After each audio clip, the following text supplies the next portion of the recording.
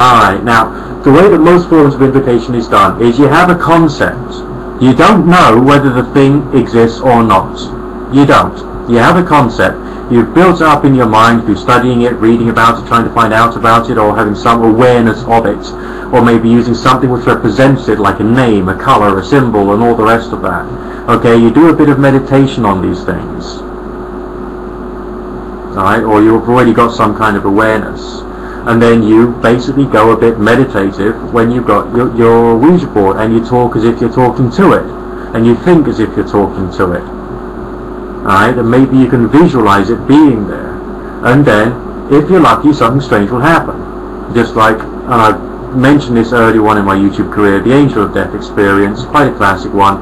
Go back to my channel, use the search facility on my channel page, search for Angel of Death and that sort of thing. And there's some pretty groovy weird shit that happened with that one. Alright, but you know, weird shit can happen. Now if you're going to be a diviner, I'm going to use the word got to, but I don't think it's quite that black and white, but it is advisable to learn how to develop a meditative state of mind which is, for want of a better phrase, open and sensitive and reverent and all that kind of weird stuff, as well as to have a relationship with a concept which you're trying to invoke or evoke or bring forward. And yes, it could be the astral body of a living individual, and you try and summon them whilst they're asleep. And maybe the next day, in passing in conversation over tea or coffee, you ask them what they dreamt of the previous night, and there may be these little subtle similarities.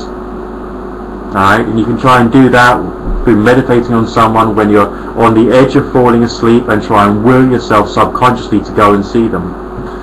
Hello Kesha, how the fuck's it going, man?